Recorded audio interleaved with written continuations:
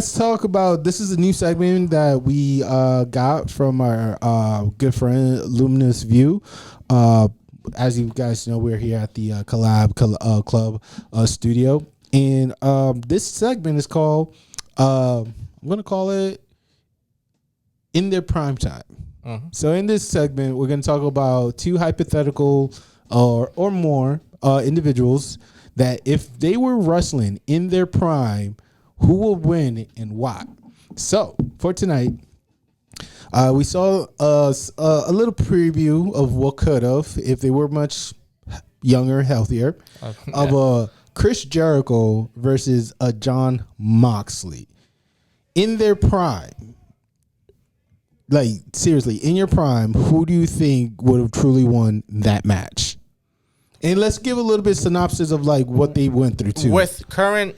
I've just to add, with current Arsenal or the Arsenal at their prime, because it's different. Because Jericho had different phases and his Arsenal or repertoire changed. Wherever you believe in their timeline of their career was their prime is, like give that synopsis of what they were doing, and if that prime person will be able to be the opponent prime time. Okay. So for me, Y2J to me was his prime. Jacket lit up or the one that interrupted The Rock? The one that interrupted The Rock. Yeah. We're talking about transitioning from WCW to WWF.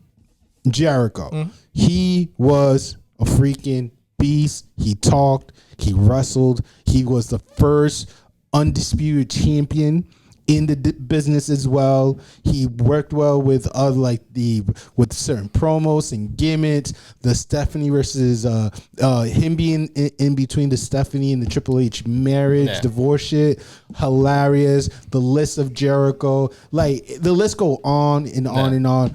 No pun intended for Y2J. That person, amazing. Versus. I wanted to say. I think now it's his prime, honestly. Like the Shield. Jericho? No. I thought you're gonna transition to Moxley. I think Moxley right now it's his like peak. You're thinking okay? Because the Shield. Break it down. The Shield. So the like. I between the two at their prime, I would say Jericho, but I would say Moxley's prime is currently right now because I feel the Arsenal's better. He's got submission. He's a striker. He done some extreme rules, so he has the endurance. And the Shield him was good, but like it was missing something in the toolkit. Mm-hmm. So I feel like now that he's experienced everything, he's still young. He has submission in comparison to. Right now, he's in late 30s. Maybe but Y2J was in his 20s, early 30s. Back then, I think he was like late, almost 30s. Yeah, late 20, early 30s. And Dean. But I would say his Arsenal, he wouldn't have the Judas effect then. You know what I'm saying? He would have figured it out. No, but I'm saying, but that's another like setup. Because his finisher would have been the cold breaker and lion. He already has a strike, yeah. So he got strike, 3, yeah. He has grab and two grapplers, yeah. And he also have the lion den too, which my God. But I think if at their prime, I will pick Jericho. But I think a more interesting one just to add to this one, because yesterday we saw on AEW we saw Jericho against I think Wake at the Lake, Jericho against Moxley. What do you think at their prime? Who would have been better, Jericho or CM Punk? John Moxley is 36 right now. No. So I think this is right now is his prime. Shield one. I don't think he was. I feel like he was missing something. Like he was like okay. I'm not even thinking. I'm not thinking Shield. Yeah. Dean Ambrose. John Goodman. I'm not thinking about that. I'm thinking post-Shield champion Dean Ambrose, John Goodman. That was his prime. He did a hell of a job for nearly 8 to close to a year as champion. He didn't have a submission. That's the only arsenal he didn't have. But his DDT, his finisher, which was No, actually, and he did have a clothesline because that's how he beat Jericho in that the Ambrose Solomon or something like that. It was a cage match. Yeah. But he won by a freaking submission. Okay. He had it was like a headlock type of thing. Yeah. That's what he had. So he did build that. So that version of John Moxley, I feel like that versus YTJ, hell of a match. I think it would have been like if we were doing overtime. Yeah. And I agree with you. YTJ would have got in the W. YTJ, I think he would have been his training experience in Arsenal would have been better. Kind of better. I think better than Moxley would have been. It would have been a better match that we saw yesterday because they both been in the Indies. Yeah. They're younger and more endurance. YTJ went through the WCW era. John Moxley or John Mox, he was doing the Indies more, and then he transitioned to what used to be called NXT, the program before, like CFL or something like that. Okay, FTW, I think, or something like that. Exactly. Yeah. So that's not FTW. So Florida Championship, FCW, Florida Championship Wrestling. There we go. So Y2J was more towards the 90s. Yeah. His character, John Moxley, was more towards like 2010. So there was a decade of difference. And also Jericho faced more difficult opponents. Legends. Than Ambrose did. I know it's bad, timing, it's how it felt, but the persona, the moves and everything, Jericho had a more difficult journey which made him better than Ambrose did because he had help. Even though he didn't need it, he had help with the Shield. And the Shield gave him more of a swag than what he would have done if he went solo. Solo. Because that's what made him unhinged. The unhinged follow through to this day as well. Which give him come on. Like talking wise, you gotta give him credit for. Wrestling wise, you could in their primes. Well, currently right now, they're very technical, but John is just have better endurance. Yeah. You know what I'm saying? So so we agree these two together. It would be Jericho.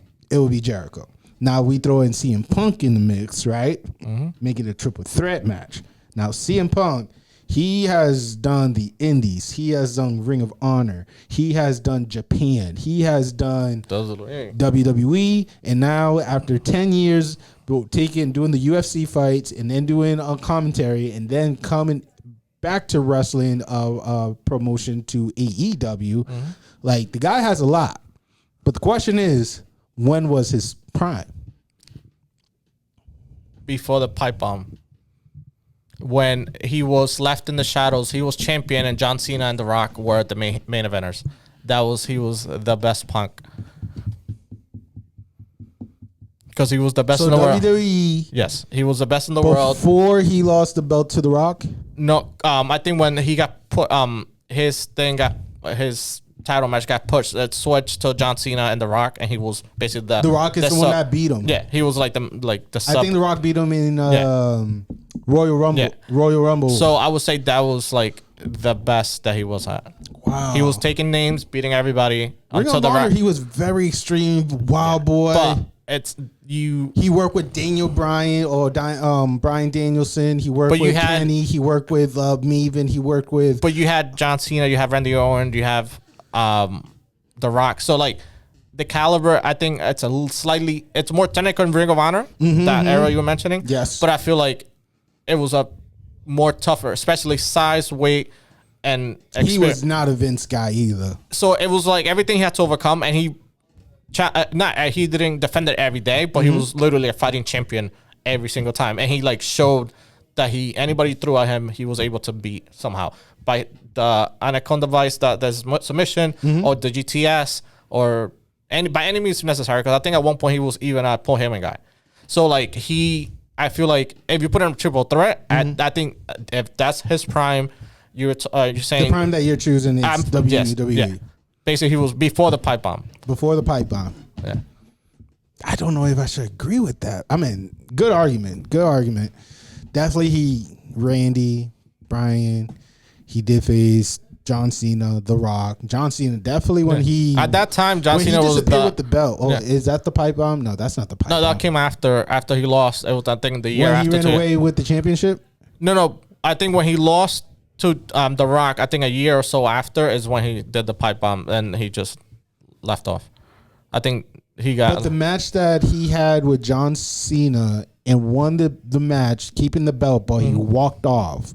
I think I don't know if it was his last day of his contract. Okay. Whether was that after the pipe bomb? I think so. Yeah. Okay.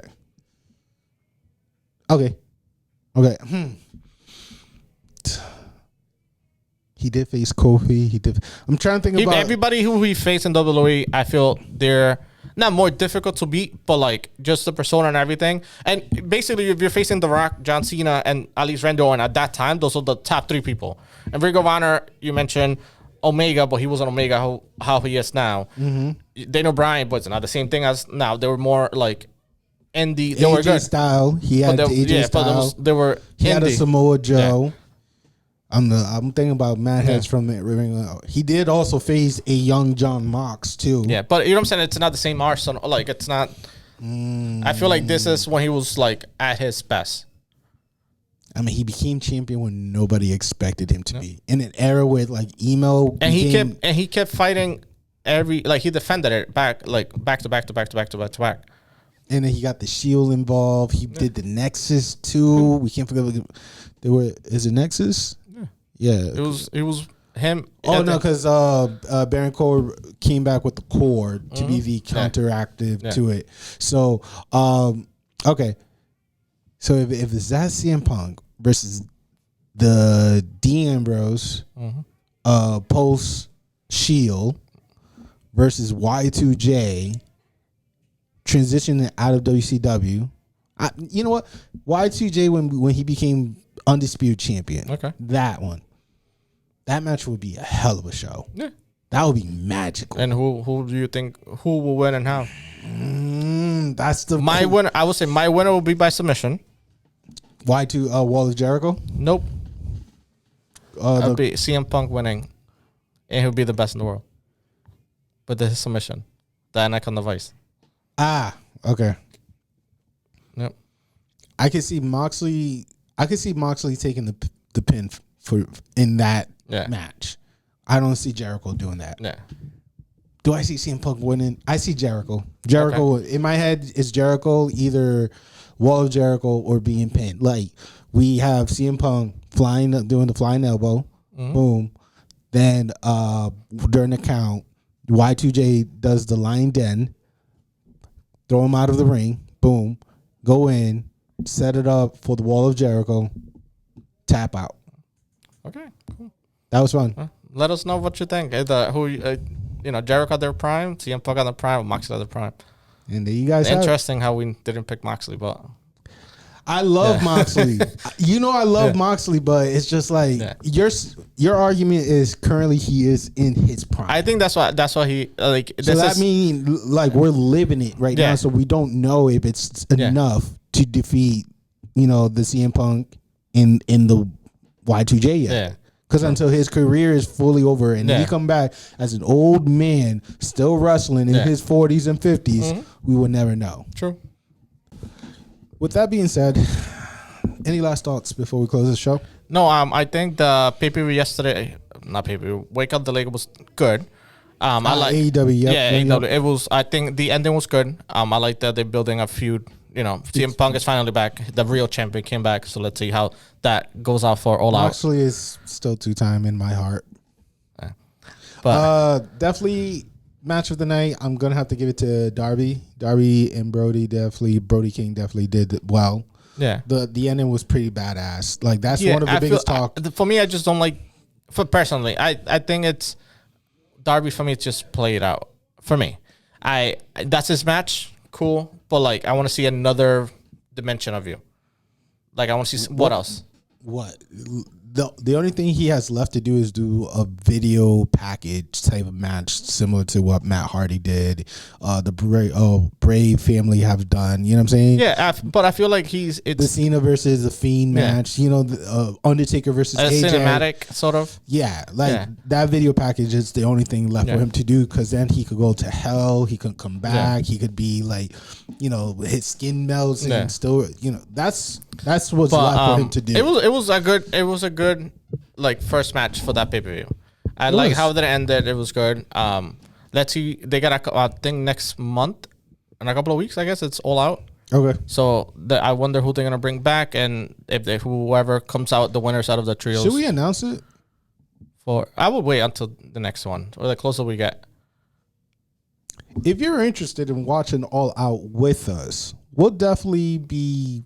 We might send out a link. If you're interested in acquiring a ticket, coming through, we'll set up some projectors, some TV, good laugh, games. And if you're interested in joining us and watching All Out with us, let us know. So make sure you follow Providence Lucha Talk, Facebook, Instagram, on all social media, and especially for that link that should be coming up soon. Yeah, exactly. And let us know as well. Get your trash talking ready, because we'd like to talk trash. Okay, so get your mindset right, and you know, I think that's a great way to end the show. So I'm Jay Aguila. This is Lucito. We say thank you so much for sticking tuned, and good night. Good night. See ya. Thank you.